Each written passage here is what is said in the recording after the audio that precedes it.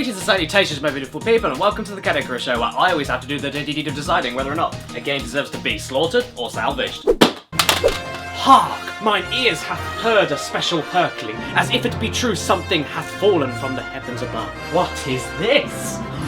Why, it's a DVD! Yes, ladies and gentlemen, it's time to go back into the Pauly Shore and Spindly Johnny world of direct-to-DVD, or in this case, more accurately, direct-to-VHS. And I'm willing to bet that out of the 500,000 people subscribed to my channel, only 5 of you have heard of this gem. I'm about to go really obscure on your asses today. Probably the most obscure I've ever gone, so I hope you're ready. One thing that you should know about me is that I am fascinated by nursery rhymes. I love them. Half of them are bloody stupid and make no sense at all. Many of them are weird beyond description, but are very catchy to sing along to, and some have ridiculously dark origins that make me question why the fuck kids sing them gayfully in the playground. And when I was young, and I mean really young, my nan had a very quaint collection of VHS cassettes that my sister and I could watch whenever we went over to their house. She had a lot of the Disney Classics collection when there were only like 25 of them to buy, and a couple of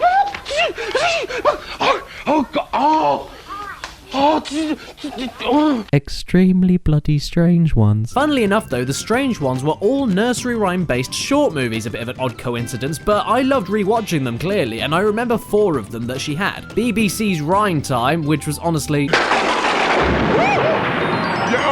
I'm the keeper of the key. The magic nursery rhyme key. Bizarre beyond comprehension. There was another that was made for deaf people and had subtitles and a sign language lady at the top right of the video, but I don't remember what it was called or who made it. There was another narrated and sung by British national treasure Darren Day that was so full of cringe it smells of rotting cheese. And finally, the classic nursery rhymes collection by Longman Videos, which we watched more than any of the others over and over again. It hypnotized us. This was an hour-long epic collection of nursery rhymes with music composed by John Duprez. Sorry if I'm pronouncing that wrong, but he's famous for composing the scores of The Meaning of Life, A Fish Called Wanda, and even TMNT 1-3 in the early 90s. Yes, I'm not joking. The compilation featured the musical talents of all sorts of people, from UK kids TV presenting legend Floella Benjamin to hugely inspirational folk musician Martin Carthy, who also played and sang alongside in one of my favourite bands ever, Steel Ice Band. Despite the same budget of a tin of soup and made by a handful of people, it somehow had animations, puppets, green screen people, and special effects galore. Look at the special effects. And all of this considered, and it looking rather, well, shit. After its release in 1982, it managed to sell over 1 million copies in the UK. Impressive stuff. It became a bit of a cult classic. But don't take my word for it, just have a look at the 5-star reviews on the back of the DVD. From the year 2000. About the VHS tape.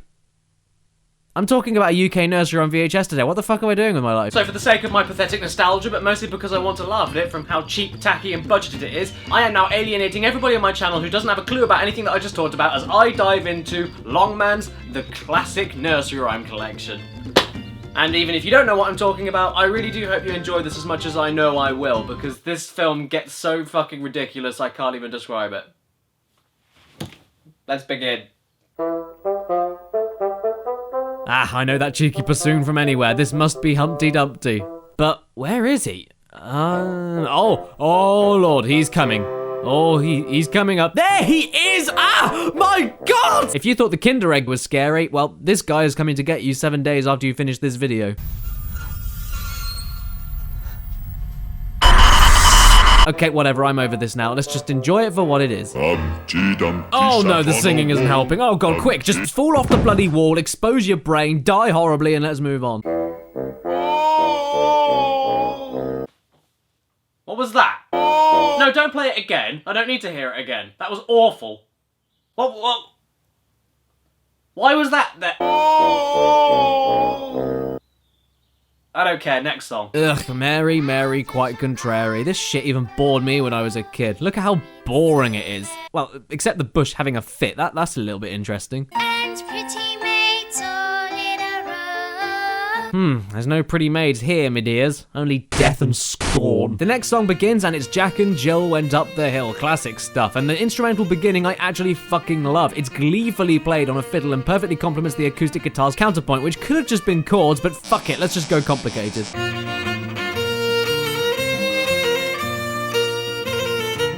So good. Jack Jack and Jill went up the hill to fetch a pail of water. I don't think they did. Looks like they just climbed a few green stairs to me. Jack fell down and broke. Oh, whoa! They entered light speed for a second there, and they left the realm of physics so quickly that the stairs even followed alongside them. I don't blame you for crying there, Jack. That looked very painful. Oh, Jack. Oh, well, Jack. Jack, you need to see a doctor. You need to get that monster of a face sorted. The next song is Goosey Goosey Gander, the lovely kids classic about a goose that goes into someone's house and finds a man not praying before going to bed. And so the goose took him by the left leg and threw him down the stairs. Jesus, that went from 0 to 100 quickly. I've never seen such a terrifying goose in all my life. The utter fear in this man's face should not be ignored either. Oh no, kids, stop singing. Are you seeing what we're seeing right now? Run away while you still can. Oh, well, okay. Well, you can run away after the obligatory green screen ducks flap around for a second. Watch out for the booth behind them, though. It tends to move around a little bit. The next two songs I also found pretty boring as a kid, despite the awesome fact that the kids in the film are moving around a paper fold-up church. That's imaginative for no budget at all. But yeah, it's just... Girls and boys come out to play. That song, not very interesting at all, but it's followed by Ring Around a Roses, which now I know is all about the plague, makes this entire scene fucking hilarious nowadays. A tissue, we all fall down. Oh, that means that people died in the plague. You're all going to hell, kids. I must also question the validity of this sound effect. That is definitely not what happens on screen at all. Oh, look, it's the end of the chapter. Oh, yeah, okay, I think I should explain this. Again, in a very imaginative and ambitious move for being made in someone's bathroom, probably, this entire movie's theme is that it all takes place in a book of nursery rhymes, hence all of the fold-up environments and buildings and all the awesome page-turning transitions. In order to not have a constant assault of nursery rhymes blasted at you, the film is divided into the chapters of the book, which play a brief musical piece that is revisited throughout the film with entirely different instruments and orchestral arrangements, alongside a preview of all the songs coming up in the next few minutes. I love this idea, and the piece is goddamn catchy as hell.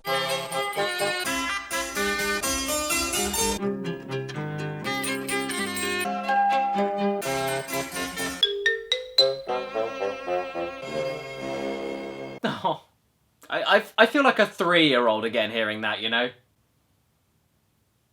Just without the me pissing my pants. The next song is, well... This is the way the ladies ride. I've never heard of this rhyme, and I've only ever seen it ever on this tape, and the young lady partaking in this song's actions could not be in any more ecstasy. If you want to do this song at home, you basically have to use a baby to show how different people ride horses, you know. Apparently, ladies... Trit, trot, trit, trot. Gentlemen... Trit, trot, trit, trot, trit, trot, trit, trot. And farmers, well... Gallop! Ah! No! Stop! Stop! Calm down! You'll destroy the Gallop, infants! gallop. And it ends by slowing right down with old men riding horses and how they wobble around and ultimately fall off, injuring the horse, killing the man, and that baby could not give less of a fuck about any of this. While on the subject of horses, the next song is another English classic, luckily, Ride a Cock Horse, with awesome Baroque period instruments and a pleasant if boring stop-motion thing that's going on. Nothing really to say here, so let's move on. Dance to your daddy, my little laddie, dance to your daddy, my little... Oh no, wait. Dude, no. You do know that's not how you play bagpipes, right? This is embarrassing. You're not playing a keytar, they're bagpipes. What are you even doing? Yes, everyone, dance in circles around the man who has no idea what he's even doing here. And yeah, why not? Rip that poor kid's arms off. Look at his face. He's in total pain right now. Cut it out. Whoa, look at him go. Oh dear. The next rhyme that follows is known as 1, 2, buckle my shoe, which isn't that exciting of a rhyme and not that exciting in this film. It's just pages of a book turning while kids read out each part of the rhyme. 5, 6, pick up sticks. 7, 8, lay them straight. And everything seems okay until this bit. 15, 16, maids in the kitchen.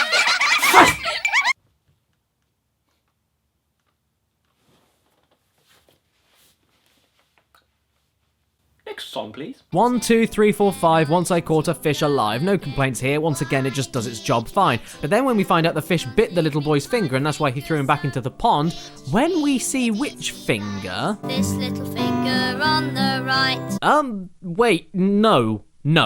That's not his little finger, and it's not drawn like a thumb because it's pointing straight upwards, so it must be an index finger, so this means that the kid has 6 fingers.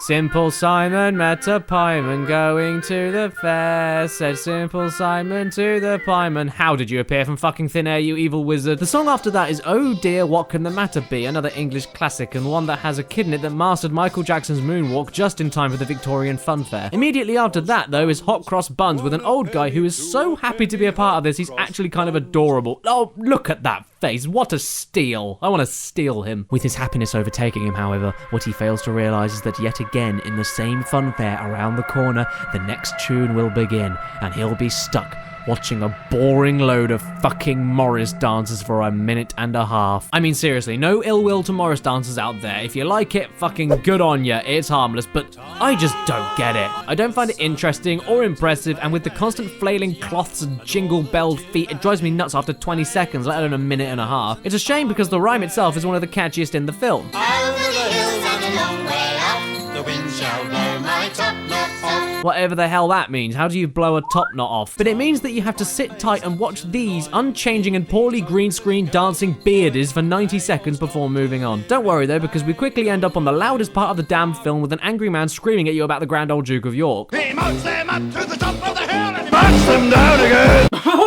Christ on a bike. Calm down, man. Actually, now we're on this subject, have you ever realised how fucking dumb this nursery rhyme is in the first place? Like, I mean, when they were up, and when they were down, and when they were only halfway up, they were neither up nor down. I mean, first of all, down rhymes with down, so that's not very good. And secondly, fucking duh, right?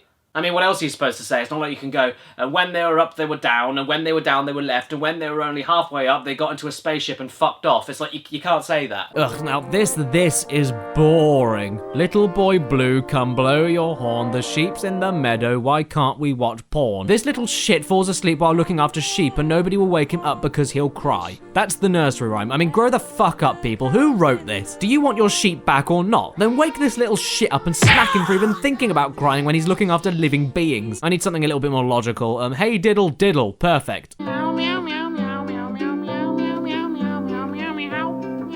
vastly regret everything I said a second ago. The little dog loved to see such fun, and the dish ran away With the roast beef. The next part, for whatever reason, was like my favourite part of the film when I was a kid. The song is known as Aiken Drum. Ever heard of it? Neither have I. But it's here, and when I was younger, I thought that his name was Aching John. There was a man lived in the moon and his name was Aiken John. The song is about a man that lives on the moon and wears clothes made out of different food, and I will admit that yet again, the song is one of the best of the film. Extremely catchy and full of bouncy banjos, but why did I like this bit so much as a kid? Looking back, this guy's kind of a creeper. His waistcoat was... Oh no, man, put your beefy jacket back on. You aren't sexy. This isn't the time or place for that nonsense. There are children here. Think of the children. Lucy Locket lost her pocket. Kitty Fisher found it. Not a penny was there in it, only ribbon round it. Did you know that nursery rhyme is about prostitution in the 18th century? I'm not kidding. Look it up. Seriously, look it up. It's messed up, isn't it? Wee Willie Winky runs through the town, upstairs and downstairs in his nightgown, rapping at the window, crying through the lock. Are the children all in bed? It's past 8 o'clock. Well, even if they are, you just woke them up with your yelling, you moron! Also, you're a kid. Why aren't you in bed? This rhyme is stupid. What follows at this point are a load of quick-fire rhymes that I haven't got anything to say about. Even Little Bo Peep, for as famous as that song is, it's just not that interesting to talk about as well, even with real-life lambs involved. So much potential. Squandered. So let's hope that the next rhyme, Little Miss Muffet, gets the respect and charisma it deserves. Okay, things are okay so far. Nice harpsichord there. Oh no. There's the cheeky bassoon. Oh, who's coming down? Who is it? Who's coming down? Hey! There it is. There's the fucking spider. I love this thing. Look at it. It dances along with the cheeky bassoon. That, and it kind of looks like Pingu had dreadlocks and then had half of his head torn off. This spider is worth the price of admission, I tell you. Whoa, did you just see that? Look at him go. Anyway, we now get introduced to Old King Cole, the merry old soul with his pipe and his bowl, and The sun goes up at 2 Jesus, if you think 90 seconds of Morris dancing would be too much, then how about instead 120 seconds of this goddamn mother-humping king waving his arms around all over the place with a bright red half-asleep face like your drunk uncle at a Christmas dinner, while his angry Terminator musicians appear and look like they're going to shoot up every single person in the room, while the king's terrified and poor defenseless child slave servant sits there too afraid to move and gets stroked on his head like a dog every so often. Would you like that? Because I don't like any of it. Okay, Yankee Doodle, this one everybody should know. And this kid here, this kid knows he's starring in one of the most well-known nursery rhymes of all time. He's so cocky and convinced he's in the best part of the film that they even give him a slow-mo shot. Dang, look at that swag. But be warned, Yankee Doodle, because it appears as though the foundations of the town as we know it are rupturing and everyone shall die. Okay, the next song here is Here We Go Round the Mulberry Bush. What's the song? How does it go? This is it. Here we go round the mulberry bush, the mulberry bush, the mulberry bush. Here we go round the mulberry bush on a cold and frosty morning. And that's it. That's all it is. And they just keep repeating that over and over again using different daily routines as their verses. And, I mean, where's the rhyme? This is the way we brush our teeth on a cold and frosty morning. Where's the rhyme? This is the way we wash our face on a cold and frosty morning. Where's the rhyme? This is the way we comb our hair on a cold and frosty morning. Hashtag where's the rhyme? This is the way we go to school on a cold and frosty morning. This isn't a nursery rhyme! See, that kid gets it. He knows how fucking stupid this whole thing is, so he's not taking it seriously at all and trips up everyone behind him. I love how they decided to keep that blooper in. Keep on rocking on, kid, whatever you're doing nowadays. You could see past the bullshit even more than the adults who made this. The next song is known as Soldier, Soldier, Won't You Marry Me? And yes, the puppets are goddamn petrifying. And if you don't know the song, here's the basic gist. Soldier, soldier, won't you marry me with your musket, fife and drum? Oh no, sweet maid, I cannot marry you, for I have no hat to put on. Yes, this is a rhyme about a soldier refusing to marry a lady because he hasn't got the right outfit to marry her in. Fair enough, I guess. So she helps him out with all of her grandfather's things until he's fully dressed for a wedding. But then how does the rhyme end? Oh, sweet maid, I cannot marry you, for I have a wife of my own. You miserable fucking scumbag. You come in here, tell this lady that you can marry her if you have the right outfit, then watch her slowly give you everything you want and don't bother telling her that you already have a wife, and then you just fuck off and steal all her granddad's clothes? What the hell? Did you not care about your wife at all? Are you having affairs all over the place and this is some elaborate scam? Why are kids singing this shit? Ugh, maybe if we go towards the lot more innocent Pop Goes the Weasel, it'll be all okay. And what I love about this one is not only the adorable cuddly weasel that actually appears randomly in the song, it's bloody cute, okay, but also that this whole rhyme is sung in a Cockney accent. Half a pound of twopenny rice, half a pound of treacle. That's the way the money goes. Cute. That's the weasel. I also love how in this shot, the kids are supposed to activate pop guns and they malfunction, but instead of just redoing the shot, they just leave the footage of the guns failing and the kids all looking confused and disappointed. Why the hell did you keep that in? I don't know, but it gave me a laugh, so I'll let it slide. Oh hey look, it's more Cockney kids singing another rhyme. It's raining, it's pouring, the old man is snoring. Okay, I think we're done on the Cockneys for now. I wonder if the next song will be just as adorable as those accents.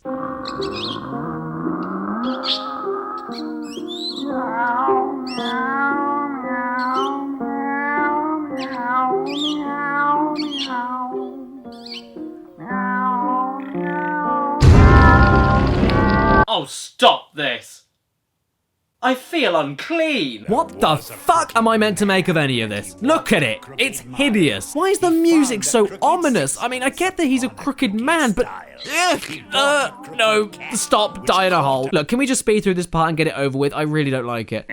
Sweet bonking wank biscuits! The weird levels are starting to take its toll on me. I don't know how much I can handle anymore. Here's another rhyme. Ding dong bell. How does this one go again? Ding dong bell, pussy's in the well. What, like a vagina? Or, you know, Pussy. Yeah, thanks, Walter Jr. That guy's great. He's there whenever you need him. Of course it's a cat, and in this song, this Jordan Underneath looking motherfucker tried to drown the cat. I'm not kidding. What a naughty boy was that to drown poor pussycat. What the actual hell? This is just depressing. And this guy doesn't know what to make of it at all as well. Perhaps we should just move on. Oh no, no, no, no, no, no. This is probably my least favourite nursery rhyme of all time. Old MacDonald had a bloody farm. Yeah, he had a farm. What happened to it?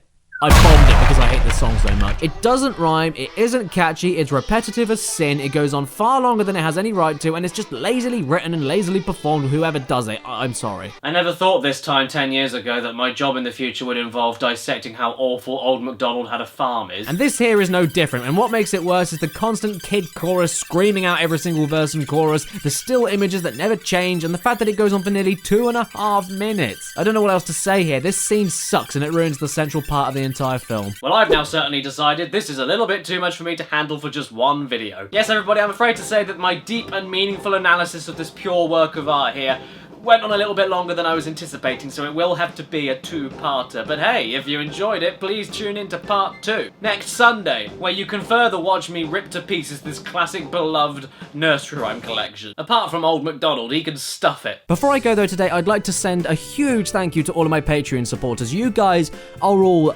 unbelievable. You're incredible people and so generous, and I really can't thank you enough for what you do and how you support the show. It means more to me than I can even feasibly describe. All of you on the screen, you help out the show in a way that you really, really have no idea. If any of you out there are thinking about having a look on how to support the show even more, well, yes, have a look in the description. It'll be at the end of this video. It's completely, and I can't stress this enough, 100% optional. Nobody is holding a gun to your head. You don't have to do it at all. You don't even have to look at the page. If you do, though, just looking at the page is enough to make me thank you to the high heavens and back, because it means so much to me. And until part 2 of this video, if it's your birthday today or watching this video, happy frickin' birthday to you, and please remember to stay beautiful.